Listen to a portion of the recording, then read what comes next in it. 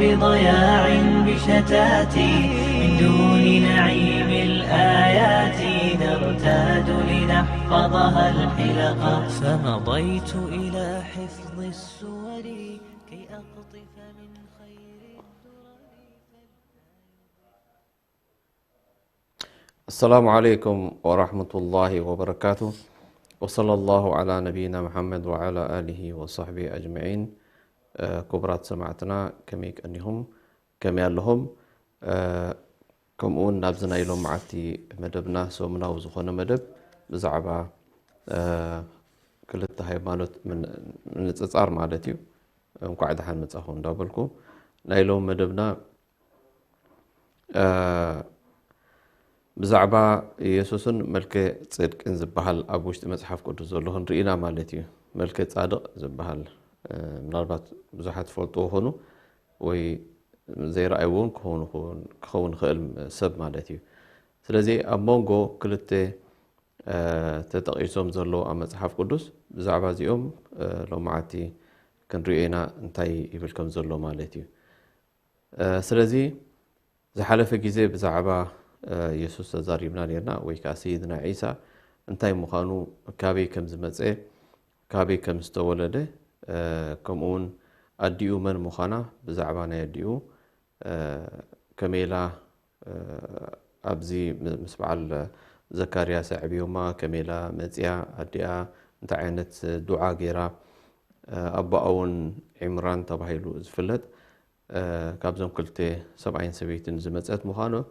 እንደገና አማጻጻውን ናታ ቀሊል ነገር አይነበረን ምክንያቱ ዓበይቲ ስለዝነበሩ በትዕቤቶም ዳርጋ ውላት ሲኢኖም ተስፋ ዝቆረጹ እዮም ነይሮም ነገር ግን ተስፋ ቆሪጾም ስቃይበሉን እንታይ ደኣ ከብሉ ኺኢሎም ማለት እዩ ብፈጣሪ ለሚኖም ከምቲ ናይ ዘካርያስ ዓይነት ማለት እዩ ለሚኖም ቆልዓ ክረኽቡ ኺኢሎም ማለት እዩ ስለዚ እቲ ቆልዓ ዝተተምንየታ እንታይ ነይራ ወዲ ተተምንያ ነይራ ነቲ ሽዑ ዝነበረ ናይ ሃይማኖታት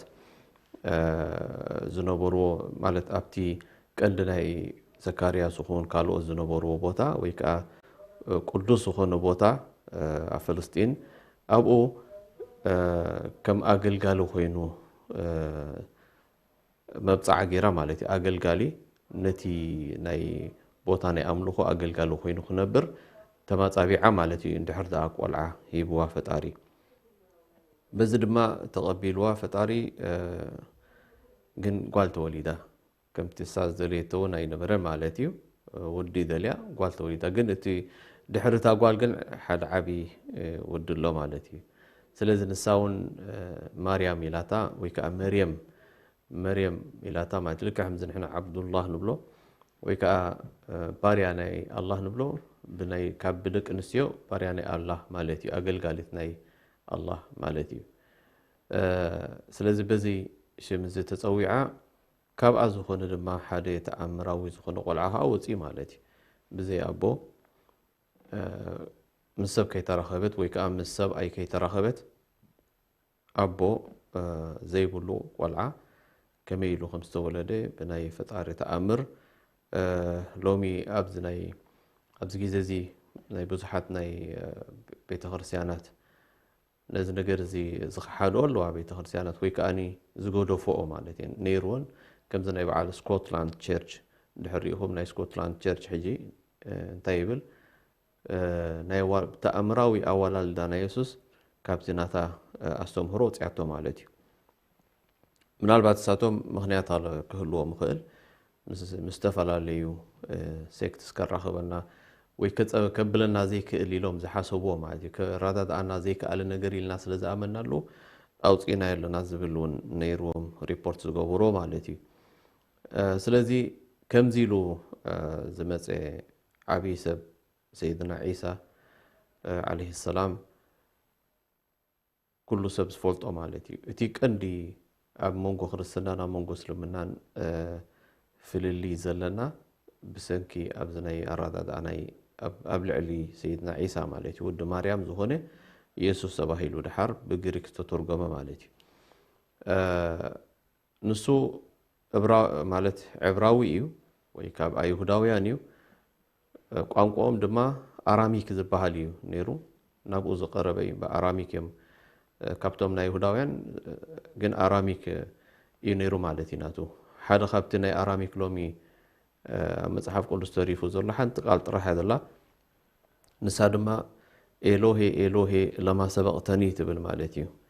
ኤሎሄ ኤሎሄ ለማ ሰበቅተኒ ማለት አምላኺ አምላኺ ንምንታይ ገዲፍካኒ ንምንታይ ሓዲካኒ ኢሉ ተዛረባ ተሪፋ ዘላ ማለት እዩ ሎሚ ኣብ ውሽጢ መጽሐፍ ቅዱስ ንቤና ናይ አራሚክ ቋንቋ ዝጥቀሙላ ማለት ስለዚ እንታይ ክንብል ንኽእል ሰይድና ዒሳ ወይ ከዓኒ ኢየሱስ ድሓር ተሰመየ ማለት እዩ ምክንያት ክልተ ስም እዩ ዘሎ ኢየሱስን ክርስቶስን ኣሎ ነዚ ኢየሱስን ክርስቶስን ዝብል ክልተ ስም ለናቱ ዝኾነ ትርጉም እዮም ሂቦሞ ዘለው ብኢየሱስን ክርስቶስን ዝብል ትርጉም ማለት እዩ ጀሱስ ኤንድ ክራይስት ዝብል ማለት እዩ ምክንያቱ መሲሕ ዝብል ኣሎ ሽም ዒሳ ዝብል ከኣሎ ማለት እዩ ኢሱ ብሎ ኢሱ ኢሱ እዮም ዝብሎ ብዕብራውያን ኢሱ ድሕሪ ኢሱ ዝብልዎ ኮይኖም ሳቶም ኢየሱስ ዝብል ዳኸብ ይመጽእ እንድሕልካ እንተኣሽሙ ዝገበሮ ማለት ናብ እንግሊዝኛ ዝለወጥዎ ማለት እዩ ስለዚ ካብ ግሪክ ተተርጊሙ ናብ እንግሊሽ ምስ መጽ ከዓ ጄ ዝብል ከዓ ወሲዶም ጄሱስ ከኣብልዎ ክርስቶስ ብልዎ ሳቶም ብግሪክ ናብ ክርስቶስ ገጹ ዝኸዶ ማለት እዩ ዳርጋ ናይ ግእዝ ካብኡ ዝወሰደ ይመስል ማለት እዩ ክርስቶስ ዝብል ስለዚ ክራይስት ዝብል እውን ኣሎ ማለት እዩ መሲሕ ንማለት ተዛረቡ እዩ እዚ ስለዚ ኢየሱስ ዝብል ግን ዒሳ ወይ ከዓ ኢሱ ብዕብራይስጥ ቋንቋ ወይ አራሚክ ኢሱ ዝብል ይሕዝ ማለት እዩ ስለዚ እዚ ምልዋጥ ናይ አስማት እሱ አቦቱ እንከሎ ማለት እዩ ካብ ቋንቋ ናብ ቋንቋ እንዳኸደ በትናቶም አፀዋውዓ እንዳፀውዑ ስለዝኸዱ ምናልባት ኣብዚ ወላ ኣብቲ ናይ ነቢያት ጥራሕ ዘይኮነ ኣብ ናይ አላህ ስሙን ከምኡ ሎ ማለት ንኣብነት ኤሎሄ ኢሉ ክዛረብ ከሎሱ ፈጣሪኡ ባዕሉ ስኒ ኤሎሄ ኤሎሄ ዝፅውዖ ነይሩ ማለት እዩ እግዚአብሔር እግዚአብሔር ኢሉ ኣይፀውዕን ዒሳ ማለት እዩ እንድሕር ኢና ኣብ ወላ መጽሐፍ ቅዱስ ንባዕሉ ስኒ ኢየሱስ እንታይ ኢሉ ይፅውዖ ነቲ ፈጣሪኡ ማለት እዩ ኣብ ናይ ግእዝ ተኮይኑ እግዚአብሔር ኢሉ ይፅውዖ ማለት እዩ ስለዚ እቲ እግዚአብሔር ዝብል ስም ብሰለስተ ዝግለጽ ነገራት ኣይኮነን ማለት እዩ ገሊኦም ከምቲ ክብልዎ ዝደልዩ እግዚአብሔር ዝብል ስምሲ እግዚ ኣብ ሄር ኢሎም ናብ ሰለስተ መቕልዎ ማለት እዩ እዚ ሕጂ ኣብ ማንም ናይ ብፍላይ ኣብ አምሓርኛ እቲ ዝሓሸ እንተኣሽሙ ዘሎ ማለት እዩ ናይ አምሓርኛ ትርጉማት ናይ እግዚአብሔር ዝብል ትርጉም ብግእዝ ፍጹም ኣይትረኽበሉን ኢኻ ከምዚ ዓይነት ማለት የብሉን ከምዚ ዓይነት ነገር የለን ማንም ከዓ ከምኡ ገይሩ ኣይተርጎሞን ናብ ሰለስተ መቂሉ ማለት እዩ ስለዚ እግዚአብሔር ዝብል ናብ ክልተ እዩ ተመቂሉ ዘሎ ክልተ ትርጉም ኣለዎ እቲ ክልተ ትርጉም ከዓ እንታይ እዩ ቀዳማይ እግዚአብሔር ማለት እግዚ ሓደ እዩ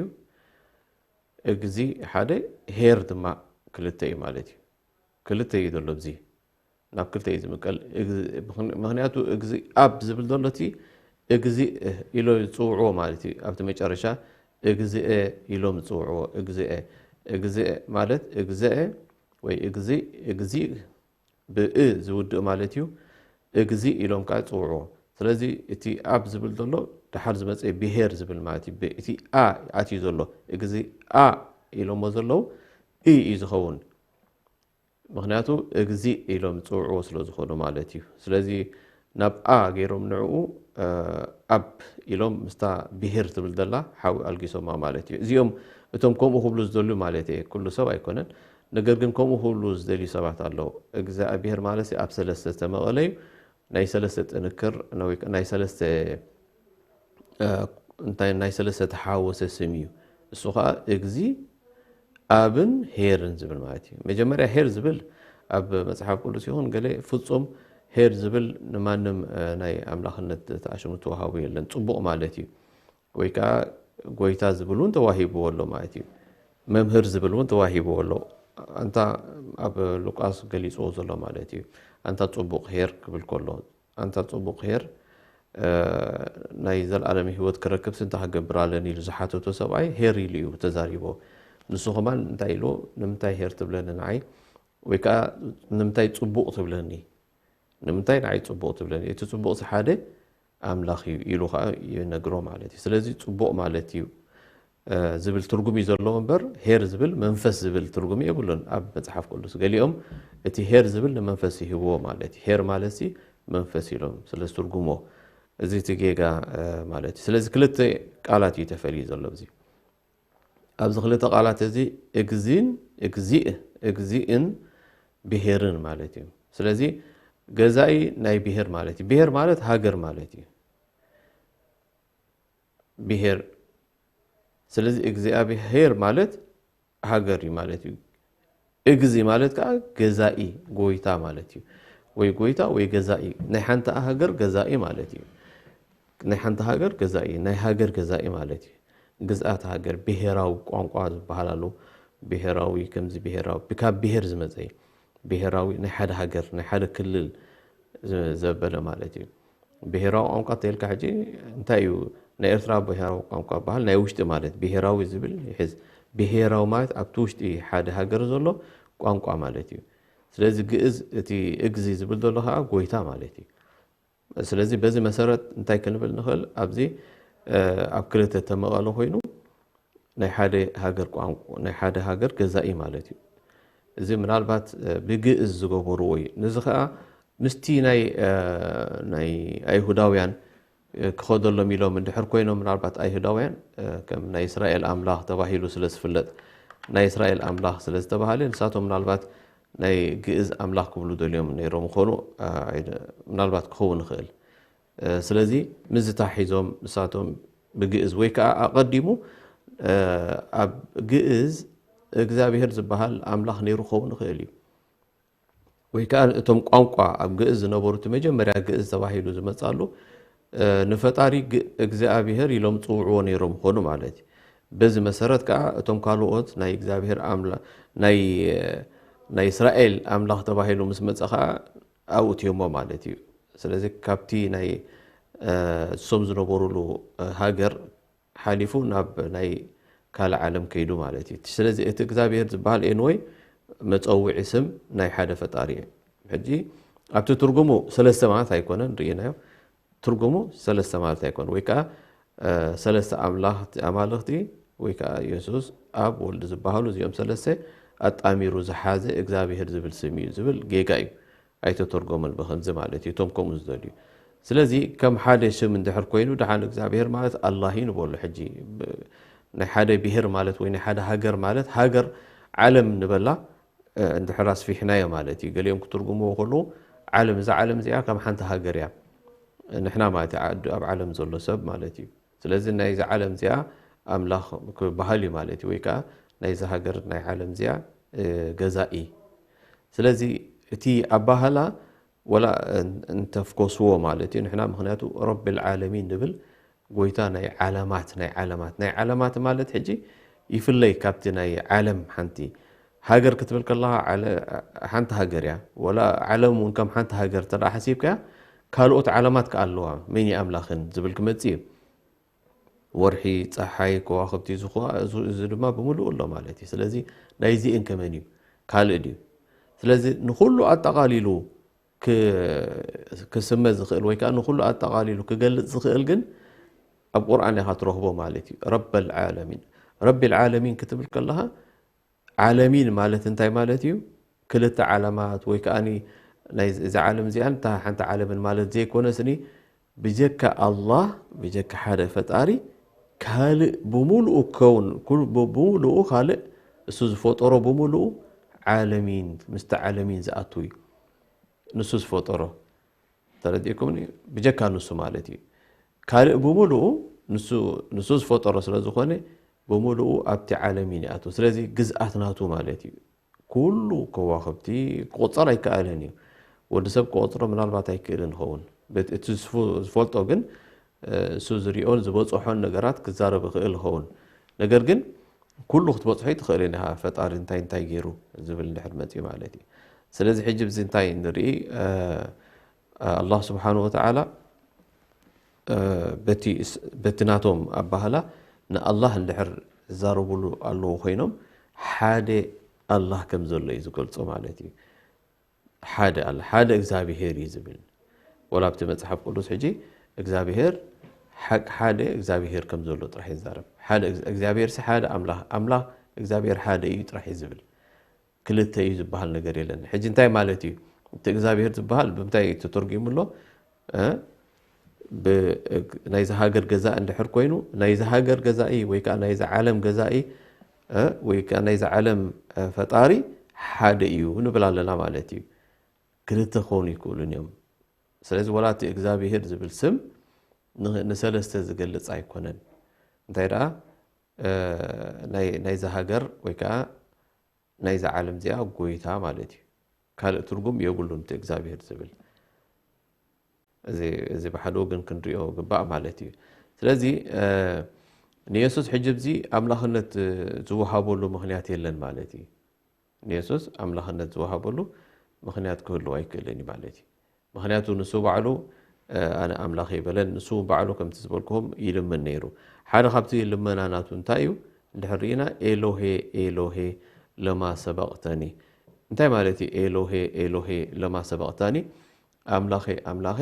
ንምንታይ ሓዲካኒ ኤሎሄ ዝብል ሕጂ እሱ ተጠቒሙ ባዕሉ ኢየሱስ እንታይ ተጠቒሙ ኣብ መጽሓፉ ኤሎሄ ዝብል ተጠቒሙ ኤሎሄ ማለት ድማ ምስ አላህ ኤሎሄ ኤሎሄ አላህ አላህ ዝብል እዩ ዝቐረበ ናብኡ ኤሎሄ ኤሎሄ ማለት አላህ ማለት እዩ ብዓረብኛ ስለዚ ናብ አላህ ዝቐረበ ትርጉም ኢና ንረኽበሉ እምበር ናብ እግዚአብሔር ናብ ጎድ ዝቐረበ ነገር ኣይኮነን ፈጺሙ እንታሽሙ ዘብል ነገር ዘራኽብ ነገር የብሉን ማለት እዩ ኣብቲ ኣዘራርቡ ወላ ንሱውን ባዕሉ ስለዚ ኢየሱስ ባዕሉ ዝገለጾ አምላኽ ከም ዘለዎ እዚ ሽሙ ድማ ኤሎሄ ኢሉ ዝጽውዖ ምዃኑ ነጊርና ኣሎ ማለት እዩ ካብዚ ንላዕሊ ሕጂ እንታይ ኣሎ ካብዚ ንላዕሊ እንታይ ኣሎ ማለት እዩ እንድሕር ንሱ ባዕሉ ኤሎሄ ኢሉ ዝጽውዖ አምላኽ ኣለዎ ኮይኑ ከመይ ጌርካ ከተመሊስካ እስኻ ኢኻ አምላኽ ትብሎ ክበሃል ዘይከኣል ማለት እዩ ስለዚ በዚ መሰረት ሕጂ ንሕና ኣብዚ ናይ ሎም መዓልቲ ዝዛረበሉ ምስ ናይ ኢየሱስ ተመሳሳሊ ዝኾነ ጥራሕ ደይኮነ ስኒ ካብ ናይ ኢየሱስ ዝሓለፈ ብጣዕሚ ምክንያቱ ወላ ኣብ ቁርኣን እንታይ ይብል ቆልዓ ክወሃባ ንዓ ቆልዓ ክመፃ እንከሎ ስኒ ንሳ ኣብ 47 ማለት እዩ ሱረት አልዕምራን معرف 347 قالت ربي أن يكون لي ولد كتب الكلا ولم يمسسني بشر مالك قلعة حانت حدا سب زي بلني زي تنكفن خلص كم يجير قلعة يهلوني أبز بولو تجيزي قال كذلك الله يخلق ما يشاء سلازي الله سبحانه وتعالى انتايلوا اتي زربا له ملأخ مالتيو الله كل نجر زجبر زفتر كويتا يلوا الله كفتر انت دليسني نعو كنت راح يزبلو إذا قضى أمرا فإنما يقول له كن فيكون نسوك بحال النجر كجبر تدعدليو نتنجر كون يزبلو يخون كأكتتا بس حيجي بتعمل سيمبل زهونه قليل مالتي أمنا يسلمنا يسوس كم يجري توليدون دحريلك نسا وكويتاي سبزي تنكفن نسيس كم يجري قول عيه اللوني لا أبزحات تتكيزي اتمال أحمد سوا كبسرام كله مالتي أبزناي ماتي وسون كوم عينت تقليص زولو زحالف غيزه رينا نيرنا كملو سيدلو هول مالتي سلازي نسا انتاي لا السوق انتاي لوا انتاي نزي حطوزي مالتي نزي حطوزي زحاتتو سوعي زي تنكفني وي مسوعي زي تراخو زي تمرعخو وي كازمون زماوي تايكونكو وي غليكونكو كمي غري قلعه هلو نزبل حطوها نسو انتاي لوا اتنجر كمزي لوا اتنجر كونتات كمزي الله زدليو نجر زفتريو فطارسني زدليه ነገር ዝፈጥር ጎይታ እዩ ዝደለየ ነገር ከዓ ክፈጥር እንድሕር ደልዩ ወይ ክገብሮ እንድሕር ደልዩ ንዑ እንታይ ዝብሎ ኩን ይብሎ ይኸውን ኢልዋ ብጣዕሚ ሕጂ ቀሊል ዝኾነ ምርዳይ መፅዩ ልዑል ኣምላኽ ከጽልለኪ ዝበሃል ከመይ ይኸጽልላ ኣብ ማቴዎስ ገሊጹ ልዑል ኣምላኽ ከጽልለኪ ስለዚ እቲ እንታይ ኢልዋሱ ሓይሊ ልዑል ከጽልለኪ ኢልዋ ከጽልለኪ ነዚ ዓይነት ሕቶ ምስ ሓተተት ኣብ ናይ ክርስትና እንታይ ኢሉ መሊስላ ሓይሉ ልዑል መንፈስ ቅዱስ ክወርደኪ ሓይሉ ልዑል ከዓ ከጽልለኪ ኢልዋ ሕጂ እቲ መዓሲ ከጽልላ ጽላለት ዲኹ መጻ እንታይ ክመጻ ኣይትፈልጥን እያ ማለት እቲ ሕቶ ሲ ጋና ኣይትመለሰን ኣሎ ማለት እዩ መንፈስ ቅዱስ ክመጻ ሓራይ ስቕ ክትብል እያ መዓሲ መጺዋ ሕጂ ዲኣትዩ ወፂድዩ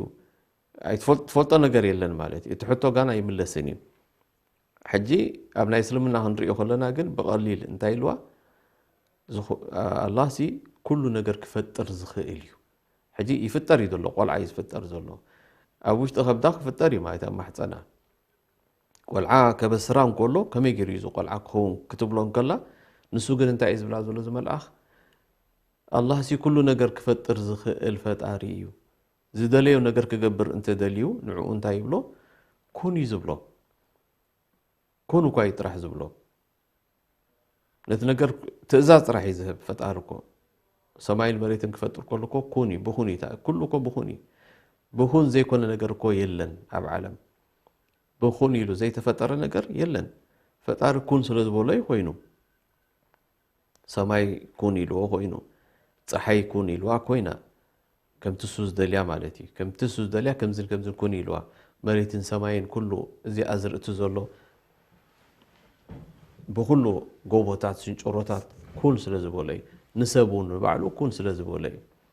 ሰብ ኩን ስለ ዝበሎ ኮይኑ ማለት እዩ ስለዚ እዚ ይፈጥር እዩ ዘሎ ፈጣሪ ክፈጥር ከሎ በቲ ናቱ ፕሮግራም በቲ ሱ ድሌቱ እንታይ ዝፈጥር ዘሎ ዝፈልጥ ጎይታ እዩ ከምቲ ድሌቱ ገይሩ ኩን ይብሎ ይኸውን ከምቲ ሱ ዝደልዮ ይኸውን ማለት እዩ ስለዚ ንዓ እንታይ ይብላ ሲምፕል ዝኾነ ሓሳብ ዝደልዮ አላህ ዝደልዮ ነገር ክገብር እንተደልዩ ንዕኡ ኩን እዩ ዝብሎ ቀጥታውን እቲ ነገር ይኸውን ስለዚ ኣይድልን እዩ መፂኡ ሓደ ኸፅልላ መፂኡ ከምዚ ክመፃኪ እዩ ከምዚ መፃ ኣይድልን እዩ ዝኩሉ ማለት እዩ እንታይ ደኣ ፈጣሪ ኣብቲ ቦትኡ ዘለዎ ኮይኑ ኩን ክብላ እንድሕር ኩን ኢልዎ ዝኸውን ጎይታ እዩ እዚ ሕጂ ቬሪ ሲምፕል ቀሊልን ዝኾነ ማንም ጓል ኣንስተይቲ ክትርድኦ ትኽእል ማለት እዩ ኣብ ናይ እስልምና ተገሊፁ ዘሎ ስለዚ በዚ ዝተገለፀ እዩ በዚ ዝተወልደ እዩ ማለት እዩ ከምዚ ኢሉ ካብ ማርያም ተወሊዱ ማለት እዩ ሰይድና ዒሳ ካብ መርየም ተወሊዱ በዚ ዝመፀ እዩ ስለዚ እንታይ ማለት እዩ ተወሊዱ እንድሕር ኢልካ ሰብ እዩ ማለት እዩ ምክንያቱ ካብ ሰብ እንታይ እዩ ዝውለድ ኣንበሳ ደውለድ እዩ ካብ ሰብ እዩ ዝውለድ ስለዚ ሓደ ሓደ ግዜ እንታይ ይብሉ ንኡ ካብ ናይ ኣምላኽ ተወሊዱ ሞ ካብ ኣምላኽ ስለተወለደስ ኣምላኽ ካብ ኣምላኽ ዝተወለደ ኣምላኽ ካብ ኣንበሳ እንታይ ይውለድ ኢሎም ኣንበሳ ይውለድ ኢሎም ግን ዝገርመኩም ካብ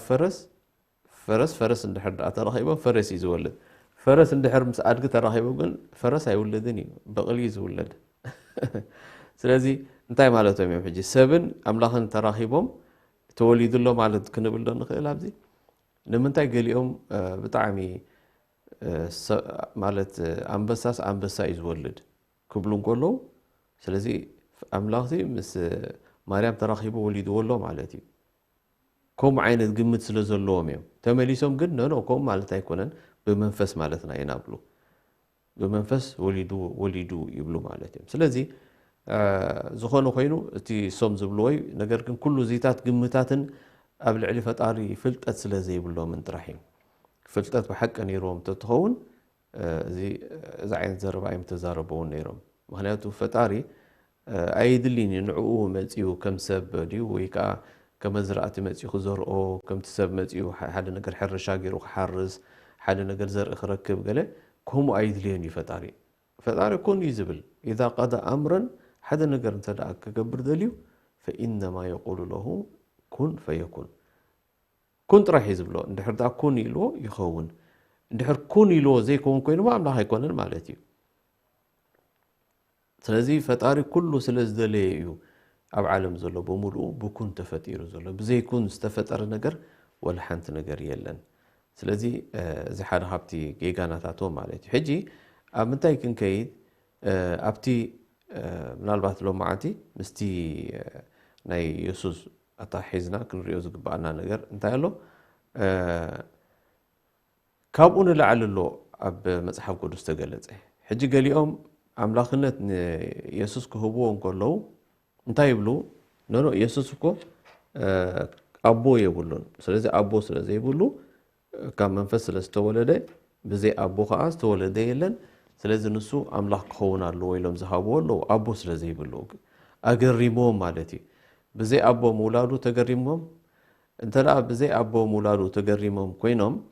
ካብኡ ንላዕሊ ኣሎ ኣብ መፅሓፍ ቅዱስ ካብዚ ንላዕሊ ኣሎ ካብዝን ላዕሊ ብጣዕሚ ኣሎ ምክንያቱ መልከ ጼዴቅ ዝበሃል ኣሎ ኣብ ዕብራውያን 7:3 ገሊፅዎ ዘሎ መልከ ጼዴቅ ይበሃል እዚ መልከ ጼዴቅ እንታይ እዩ እንድሕሪልና ብጣዕሚ ዘገርም ሰብኣይ እዩ መጀመርያ መልከ ጼዴቅ ማለት ትርጉም ኣለዎ ድሕራብ ትርጉሙ ንመጽና ግን እዚ መልከ ጼዴቅ እዚ ኣብ ግዜ አብርሃም ነይሩ እዩ መልከ ጼዴቅ ንባዕሉ ስኒ ኣብ ግዜ አብርሃም ነይሩ ንኣብነት ሕጂ ኣብ 4 እንታይ ይብል ኣብ ዕብራውያን 7:4 አብርሃም እቲ ርእሲ ኣቦታት ካብቲ ማል ዘመተ ማለት በብዕሽሩ ዕሽር ዝሃቦ ንሱ ክንደይ ዓብይ ምዃነ ይብል ኣብ 10 እንድሕር ሪኢኹሞ መልከ ጼዴቅ ማለት መልከ ጼዴቅ ንኣብርሃም ክረኽቦ ከሎ ሌዌ ለዋውያን ዝበሃሉ ማለት እዮም ሕጂ ካብኡ ዝመፁ ሌዌ ግና ኣብ ሕቆ ኣቦኡ እዩ ነይሩ ይብል ሕጂ መዓስ ነይሩ ማለት እዩ እዚ ኣብ ግዜ አብርሃም ዝነበረ ማለት ነብርሃሙን ረኺብዎ ነይሩ ስለዚ ነብርሃም ዝረኸቦ ሰብ ድሕር ኮይኑ ኣብ ግዜ አብርሃም ነይሩ ማለት እዩ ገሊኦም ሕጂ ነኖ ገሊኦም ኢየሱስ እዩ ይብሉ ማለት እዮም ስለዚ ድሕሪ እዚኣ ናይ መልከ ጼዴቅ ክንዛረበላ ኢና ድሕሪ እዛ መሰጋገሪት شتاتي من دون نعيم الآيات نرتاد لنحفظها الحلقة فمضيت إلى حفظ السور كي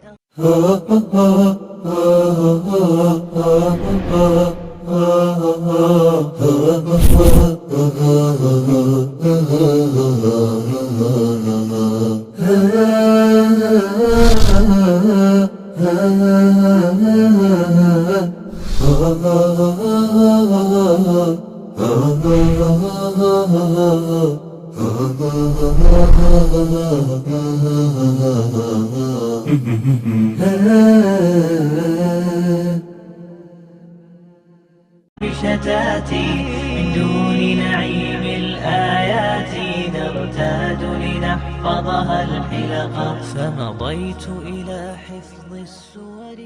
كي أقطف من السلام عليكم ورحمة الله وبركاته تمنيسكم الله كبرات سماعتنا ናይ መልከ ጼዴቅ ጀሚርና ነርና መልከ ጼዴቅ ዝበሃል ኣብ መጽሓፍ ቅዱስ ብዙሕ ሰብ ወላ ሽሙ ዝክርኸውን ግን መን እዩ መልከ ጼዴቅ ንዝብል ግን ብዙሕ ዝረኣይዎ ሰባት ዘለዎ ኣይመስለንን እቲ ኩነታቱ ማለት እዩ ስለዚ መልከ ጼዴቅ መን እዩ እንድሕሪልና መልከ ጼዴቅ ማለት ኣብ ግዜ አብርሃም ዝነበረ ኮይኑ ካህን እዩ ከም ካህን ኮይኑ ነበር ነይሩ ካህን ምዃኑን ተዛሪብሎ ግን እቲ ናቱ ዝገርም ነገር ሕጂ ኣብዚ ክንዛረበሉ ዘለና እንታይ እዩ መልከ ጼዴቅ ብጣዕሚ ብዛዕቶም ኣቦ የብሉን ኢየሱስ ኢልኩም ወይ ከዓ ኣቦ ስለ ዘይብሉ ንኢየሱስ ናይ ኣምላኽነት ደረጃ ዝሃብዎ ኣገሪምዎም ማለት እዩ ኣቦ የብሉ ከመይ ገይሩ ኣቦ ዘይብሉ ኣምላኽ ክኸውን ኣለዎ ካብ ኣምላኽ ዝወፅእ ኣምላኽ እዩ ኣቦኡ እሱ ክኸውን ኣለዎ በዛ ዓይነት መንገዲ ዝኸዱ መልሲ እዩ ንዕኦም እዚ ተዋሂቡ ዘሎ ማለት እዩ ንሱ ከዓ እንታይ እዩ ኣብ ዕብራውያን 7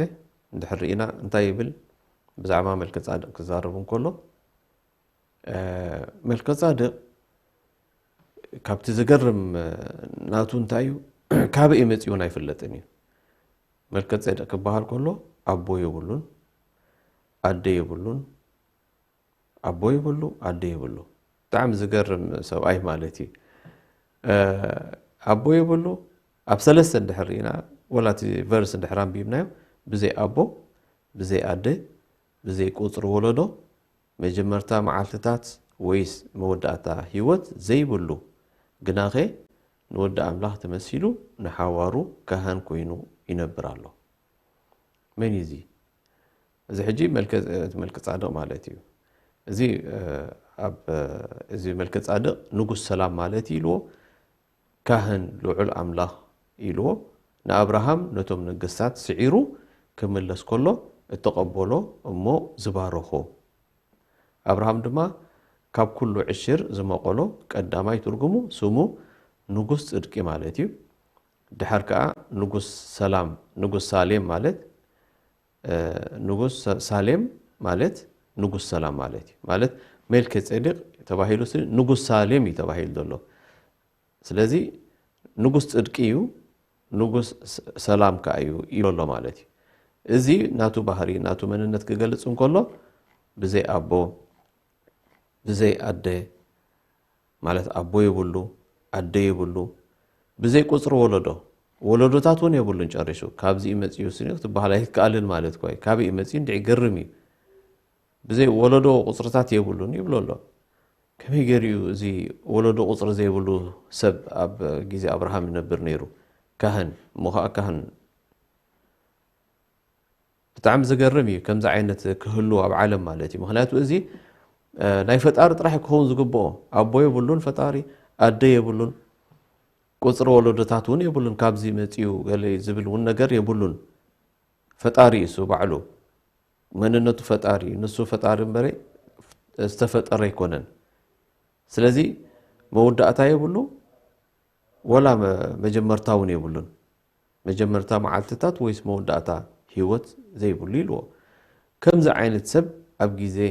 አብርሃም ይነብር ነይሩ እዚ ሕጂ መን እዩ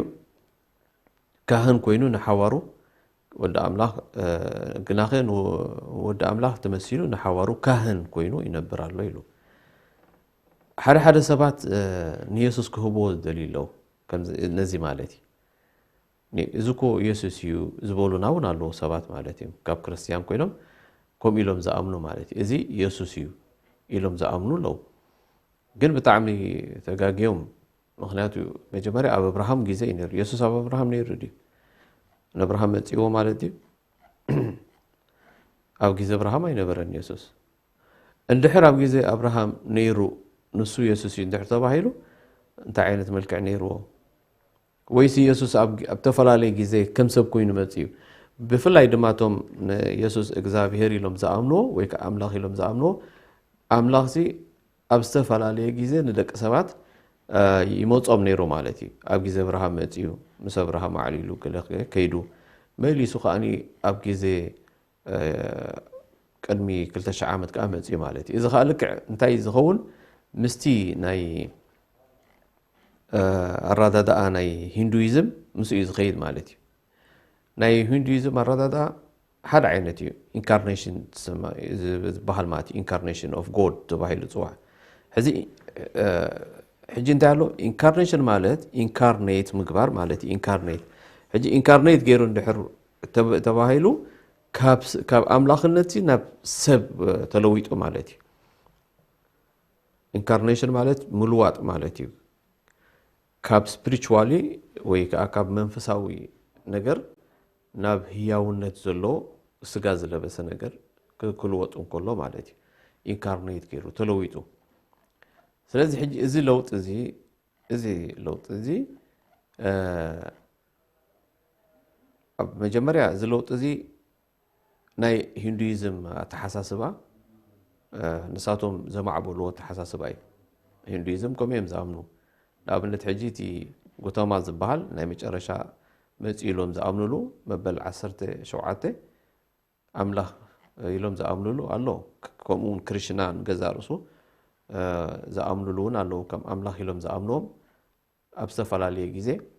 ከም ሰብ ኮይኖም መጽኦምና ኢሎም ዝኣምንዎም ማለት እዩ ስለዚ እዚኦም ከም ሰብ መጽኦምና ኢሎም ዝኣምንዎም ኣምላኽ እዩ ኢሎም እዮም ዝኣምኑ ኣምላኽሲ ከም ሰብ ኮይኑ በጺሕና ከም ሰብ ኮይኑ መጽኡ ምሳና ነይሩ በሊዑ ሰትዩ ልክዕ ከምዚ ናይ ክርስቲያን ሓደ ጊዜ እኮ ኣብዚ ናይ ኣብዞም ቀንዲ ናይ ግእዝ ገለ ዝፈልጡ እቲ ክርስትና ዘሂንዱ ኢሎም እዮም ኣብቲ መጨረሻ ዘጠቓልልዎ ናይ ክርስቲያን ክዛረቡ ከለዉ ዘሂንዱ እዮም ዝብልዎ ዘሂንዱ እቲ ንክርስትና ዝፈልሰፈ ሰብ ገለ ኢሎም ናብ ሂንዱ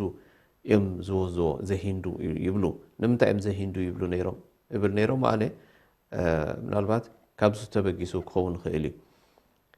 ስለዚ እቲ ኣተሓሳስባ ናይ ኣምላኽነት ምስቲ ሳቶም ሕጂ ዝብልዎ ዘለዉ ትኽክል ኣይኮነን ማለት እዩ ምክንያቱ ኣምላኽ ከም ሰብ ኮይኑ መጽኡ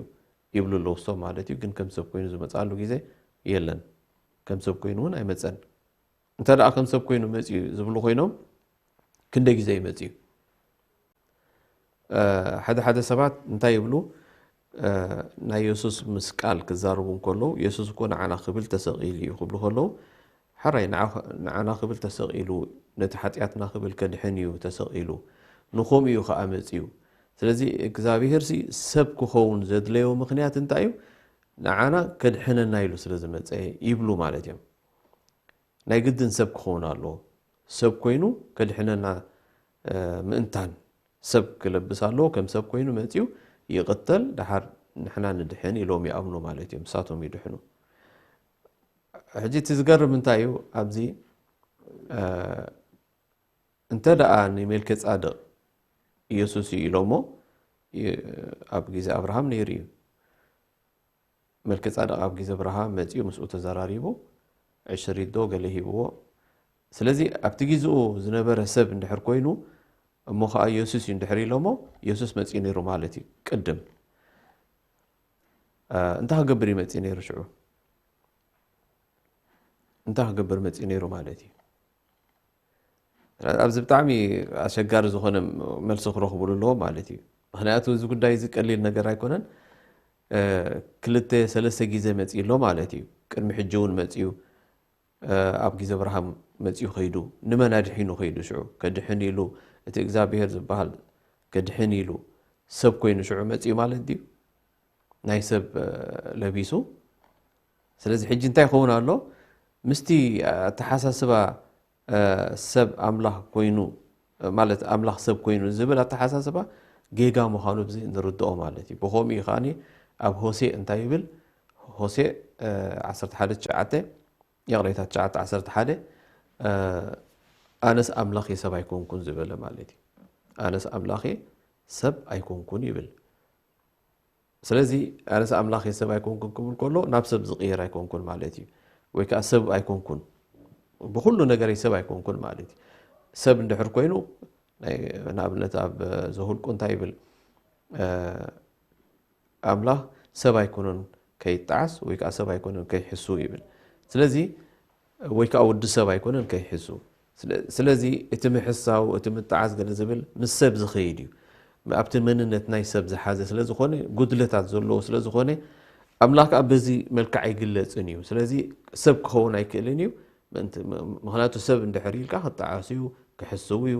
ምክንያቱ ባህርያት ናይ ወዲ ሰብ ከምኡ ክኸውን ስለ ዘለዎ ማለት እዩ ከምኡ ስለ ዝኾነ ሰብ ናይ ምሕሳው ናይ ገለ ወይ ከዓ ናይ ምጣዓስ ናይ ምብካይ ናይ ምሕራቕ ናይ ብዙሕ ዓይነታት ባህሪ ኣብ ወዲ ሰብ ዘሎ ኣብ ፈጣሪ ዘየለ ማለት እዩ ከም ፈጣሪ መጠን ምክንያቱ ንኣብነት ሕጂ እዚ ናይ ምጣዓስ እውን ኣብ መፅሓፍ ቅዱስ እንተሎ ገለ ሕጂ ኣምላኽ ተጣዒሱ ዝብል ኣሎ ወይ ኣብቲ መፅሓፍ ቅዱስ ኣብቲ ተጋራጫዊ ናይ መፅሓፍ ቅዱስ ጥቕስታት ንብሎ ኣምላኽ ይጣዓስ እዩ ኣይጣዓስን ዝብል ምናልባት እዚ ካልእ ግዜ ዝጋራጩ ሓሳባት ኣብ ኣይናይ ከም ትሕዝ ዝጠፍኣካ ዝበሃል ኣብ መፅሓፍ ቅዱስ ዘሎ ንሪኦ ኢና ምክንያቱ ኣምላኽ ይጣዓስ እዩ ኣይጣዓስን ድሕር ኢልካ ንኑ ኣይጣዓስን ኣምላኽ እዩ ዝብል ማንም ሰብ ማጥዑይ ኣተሓሳስባ ዘለዎ ሰብ ኣብ ሃገርና እንድሕር ኬትካ ሰባት እንድሕር ሓቲትካዮም ብሓቂ ሓንቲ ወላ መፅሓፍ ቅዱስ ዘይፈልጡ ኣምላኽ ይጣዓስ እዩ እንድሕር ኢልካ ኣይጣዓስን እዩ ዝብለካ ምክንያቱ እቲ ተፈጥራዊ ባህርኻ እውን እዚ ስኒ ይነፅጎ እዩ ኣምላኽ እንድሕር ተጣዒሱ ኢልካ ኣትሒትካዮ ኣለኻ ማለት እዩ ክንዲ ከም ሰብ ጌርካዮ ስለዚ ኣይጣዓስን እዩ ዝብለካ ግን እቲ ፀገም እንታይ እዩ ኣብ መፅሓፍ ቅዱስ ኣምላኽ ተጣዒሱ ስለ ዝብል ንደቂ ሰባት ፈጢሮም ድሓር ማለት ኣዳም ፈጢሩ ኣዳም ከዓ ኣብ ሓጢኣት ስለ ዝወደቐ በቲ ዝገበሮ ናይ ኣዳም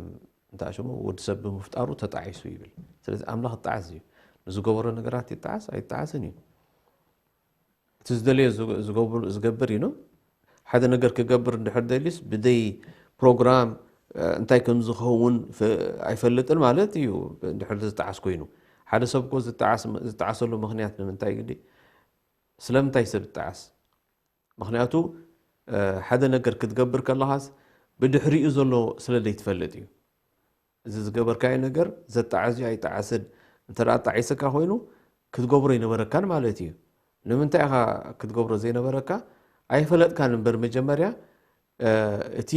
ንዕኡ ብምግባርካ ዘጣዓሰካ ጉዳይ ፈሊጥካዮ ነርካ እንተትኸውን ኣይምገበርካዮን ብመሰረቱ ክትገብሮ ይትኽእለኒ ኢኻ እንድሕር ዳ ፈሊጥካ ማለት እዩ ጎዳእ ምዃኑ ተፈሊጥካ ወይ ዝኽስር ምዃኑ እንድሕር ንኣብነት ሓደ ሰብ ሓንቲ መኪና ይዕድጋ እዛ መኪና እዚኣ ሪኡ ማለት ስኢሉ ጥራሕ ዓዲግዋ ማለት እዩ ድሓር ግን ተጣዒሱ ምክንያቱ ጌጋ ገይሩ ኣትሊስት ናብቶም ናይ መኪና ዝፈልጡ ሰባት ከርእያ ገለ ክብላ ነይርዎ ስለዚ ግን ኣይፈለጠን በቃ ስኢሉ ዓዲጉ በዚ ክጣዓስ ክእል ማለት እዩ ጉድለት ናቱ እዩ ስለዚ ጉድለት ስለ ዘለካ ኢኻ ትጣዓስ ምክንያቱ ስለዘይትፈልጥ እዛ መኪና እዚኣ እንታይ ፀገም ኣለዋ እንታይ ኣይትፈልጥን ስለ ዝኾንካ ማለት እዩ እዚ ብመኪና ደረጃ ብካልእ ደረጃ ኣሎ ፍጹም ከምዚ ቀይብያት ዝኾነ ወይ ከዓ ክትፈልጦውን ዘይትኽእል ማለት እዩ ክትፈልጦውን ዘይትኽእል ናብ ሓንቲ ዓዲ ክትከይድ ከለኻ እዛ ዓዲ እዚኣ እንታይ ምዃና ወይ መንገዲ ወይ ፈንጂ ከም ዘለዎ ኸማን ኣብ ሓደ ቦታ ኣይትፈልጥን ኢኻ ማለት እዩ ናብቲ ፈንጂ ዘለዎ ቦታ ትኸይድ ምናልባት ሓንቲ እግርኻ ትቁረፅ ትጣዓስ ንምንታይ በዚ መፅየ ትብል ምክንያቱ ኣይትፈልጥን ኢኻ ትፈልጥ ነርካ ተትኸውን ኣይመፀኻን ስለዚ እቲ ምጥዓስ ዝበሃል ሲ ኣቐዲምካ ንመጻኢ ግዜ ምፍላጥን ዘይምፍላጥን ዘርኢ እንተደኣ ስለዘይ ትፈልጥ ኢኻ ስኻ ትጣዓስ ዘለኻ ወዲ ሰብ ከም ወዲ ሰብ መጠን ኣምላኽ ግን ፈጣሪ ግን ኩሉ ዝፈልጥ እዩ ስለዚ ሓደ ነገር ክገብር ንድሕር ደልዩ ኣዳም ክፈጥሮ ከሎ ኣዳም ክጋገይ ምዃኑ ይፈልጥ እዩ ኣዳም ከም ዝጋገይ ኣብ ጌጋ ከም ዝወድቕ ሰይጣን መፅኡ ከም ዘስሕቶ እዚ ኩሉ ይፈልጥ እዩ እንዳፈለጦም ከሎ ይፈጢርዎ ዘሎኮ ግን ኣይፈልጥ ነይሩ እንድሕር ኢልና ግን ኣምላኽ ንኣ ከመይ ገይሩ ምኸውን እንድሕር ደኣ ዘይፈልጥ ኮይኑ ናይ ፊቸሪቲ ዝበሃል ናይ መጻኢ ግዜ ዘይፈልጥ እንድሕር ኮይኑ ከመይ ገይሩ ኣምላኽ ምኸውን ክኸውን ኣይክእልን እዩ ስለዚ እዚ ጌጋ ኣተሓሳስባ ኣብ ናይ ፈጣሪ ኣተሓሳስባ ዘለዎም ሰባት ጌጋ ስለ ዝኾነ ማለት እዩ ኣረዳድኦም ሕጂ እንታይ ይብል ኣብቲ መፅሓፍ ቅዱስ ማለት እዩ ሰብ ብምግባሩ ተጣዓሰ ኣምላኽ ይጣዓስን እዩ ክጣዓስ ኣይክእልን እዚ ሕጂ ይፃረር ማለት እዩ ምስቲ ኣምላኽ ኣይጣዓስን እዩ ዝብል ኣይጣዓስን ዝብል ከዓ ኣሎ እኮ ኣይጣዓስን እዩ ዝብል ኣሎ ይጣዓስ እዩ ዝብል ከዓ ኣሎ እዚ ክልቲኡ እንታይ ኢኻ ትገብሮ እዩ ዘሎ እንታይ ኢኻ ትገብሮ እዚ ክልቲኡ ኣይና ኢኻ ክትሕዝ እንድሕር ኢልካ ወዲ ሰብ ብባህርያቱ ብልቡ ምክንያቱ ናይ ወዲ ሰብ ልቢ ኩሉ ግዜ ኣለዋ ፈጣሪኣ ዘፈልጥ ነገራት እንድሕር መፂዋ ኣብ ሓደ ባሕሪ እንድሕር ከይዱ ሓደ ሰብ ኣብ ማዕበል ዘለዎ ቦታ ቀይሕ ባሕሪ እንድሕር ኣቲኻ ወይ ክሳገር ከሎ ናብ ሓደ ቦታ ኣብ ዓብይ ማዕበል እንድሕር ኣትዩ እሞ ማዕበል እንድሕር ተሲኡ ለይቲ ብርቱዕ ማዕበል ተተሲኡ ወላ ፈጣሪ ዘይፈልጥ ሰብ እንድሕር ኮይኑ ንላዕሊ ገፅ እዩ ፈጣሪ ኣድሕነና ከምዚ ዝብል ንላዕሊ ገፅ እዩ ዝገብር ንምንታይ ንላዕሊ ገፅ ዝገብር ወላ ዝኾነ ሰብ ማለት እዩ ወላ ሃይማኖት ዘይብሉ ከምኡ ገብር ምክንያቱ ሰማይ ናይ ተኣሽም እዩ ሰማይ ሲ ፈጣሪ ኣብኡ እዩ ዘሎ ዝብል ግምታት ኣለዎ ማለት እዩ ንታሕቲ ገፁ ናብቲ ባሕሪ ገፁ ይኮነን ዝልምን እንታይ ደኣ ንላዕሊ እዩ ዝልምን እቲ ክበፅሖ ዘይክእል ኣብቲ ክትበፅሖ ዘይትኽእል ክትሪኦ ዘይትኽእል ኣብኡ እዩ ዘሎ ስለዚ ከምኡ ኢልካ ስለትግምት ወላ መፅሓፍ ቅዱስ እውን ከምኡ እዩ ዝብል ኣብ ዘይረኣይ ዝነብር ኣብ ዘይረኣይ ብርሃን ዝነብር እዩ ዝብል ክትሪኦ ይትኽእል ኢና ፈጣሪ ክትበፅሖ ይትኽእል ኢና ስኻ ብዓይንኻ ክትሪኦ ይትኽእል ኢና ምክንያት ጋራድ ኣለካ ስኻ ክትሪኦ ዘይትኽእለሉ እንድሕር ደኣኒ ክትሪኦ ክኢልካ ንፈጣሪ በቲ ናቱ ተኣሽሞ ክትሪኦ እንድሕር ክኢልካ ስኻ የለኻ እንተ ሓምሺሽካ ሞይትካ ማለት እዩ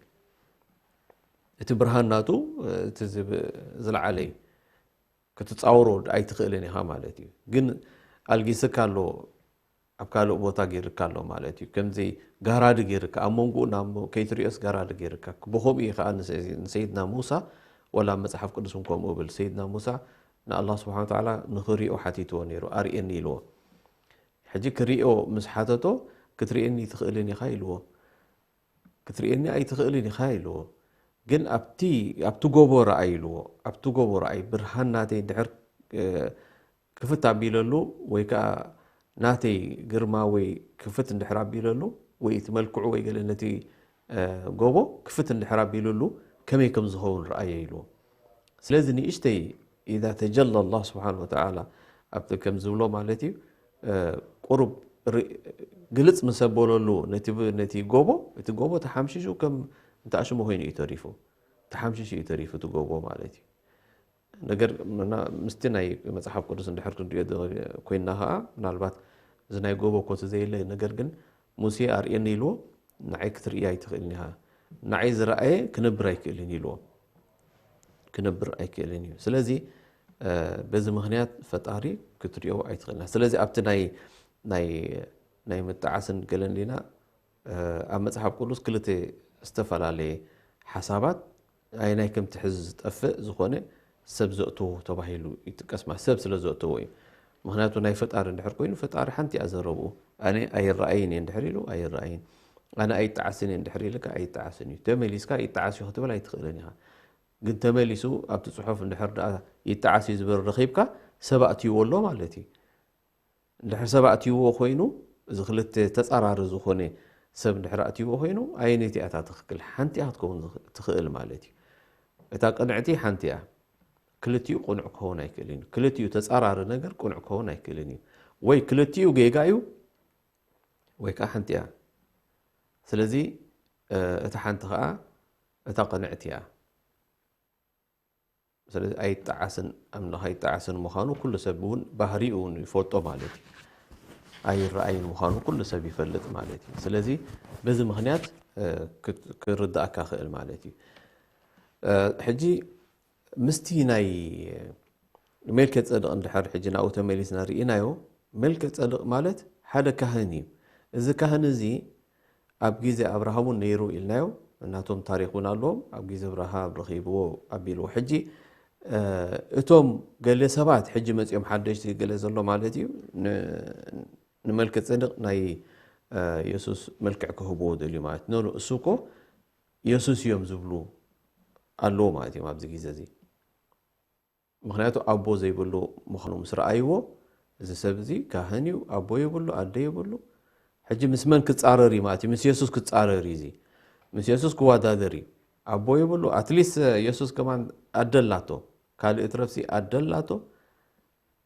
مويتو نبلو ساتو مالتي أي موتر نحنا نبلو جن مويتو تسيو بلو مالت مجمريا نيرو مود أتها نيرو مالتي ناي ملك صدق جن فتصوم تي هو تناتو خطري أقول لها فلي زبالة مالت أبو يبلو أدي يبلو أدن أبون مهلاو طرح ليك ونسني مودعتا هيوت يبلو نيلو مودعتا هيوت زي بلو مع التتات مودعتاس زي بلو مالتي بتعمل زقرمي قصر ولدون زي بلو يلو بزي قصر ولدي حج بزي قصر ولدو كبل كله قصر ولدو بزي قصر ولدو يمتي بقى دب زبالة نجر مالتي كاب أبون كاب عندن جلز متى يكونن مالتي سلزم مجمريا معلتات ويس مودعتا هيوت زي بلو مودعتا هيوت يبلو مجمريا ون يبلو مالتي إذا فطار طرح يكون زغل جناخه نود أملاخ تمثيلو نحور كهن كوينو ينبرالو يلو كهر كوينو ينبرالو سلزي إذا كهن تباهيلو زلو أملاخ كهن كبالا يكالني حكي كهن مالت حدا تأشمي حدا توعي سبت عادق سبت بلو سلزي أملاخ جن كم حدا كهن كتكوري تخلينها مسكيدو مس أبراهام زرارة سفولتو أبراهام مالتي نعو زي حجي كاي سلزي ملكة صادق بتعمي أب مصحف كله سابون عدن زي بلو مودعتا يبلو مجمريا يبلو مودعتا يبلو زرق ولد يبلو إزي أملاح كون زقباء نيرو مالتي دحر دا بحق أريق خايو إتي ناي أملاح بحري استلابسي زبهال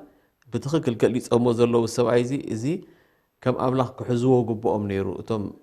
أمرو زنبورهم جن زقرم نزي حجي قدي فومو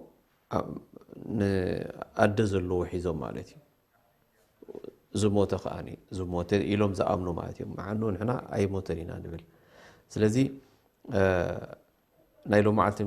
مس ناي ملكة صادق زلو ركب رينا مالتي ملكة صادق كاو زقدده أملاك بحالاي كعلني فتعرف قبطلو يتغلنا مهناتو السبي سلزي أملاك قبل تفل عليه زمت ينيرو إلهم قمتات زقبورو قال يوم نملكة صادق زحابو الله مالتيهم فتعري كم سب سئلو متيو أب عالم زخدو له وان يلن أملاخيو سب كأسبي مالتي نحنا فطراتنا فتارخا فتاري سلازي بخوم مخنياتيو ناي مجمريا فطرت زبولو فطرت أملاخ يلو نيسوس فطرت أملاخ تفتري مالتي سلازي نايلو معتي بزي يا أخلنا نزمت زلو من البات نزمت زلو سومن بخالق تحسوا خزاب زمتساكم دحان كنيو. السلام عليكم ورحمة الله وبركاته. في القلب مشاعر أخفيها قد أشرقت الشمس عليها عن خطط لم أعبأ فيها ستكون بأيامي فرقا فحياتي قبل الحلقات تيه بضياع بشتاتي من دون نعيم الآيات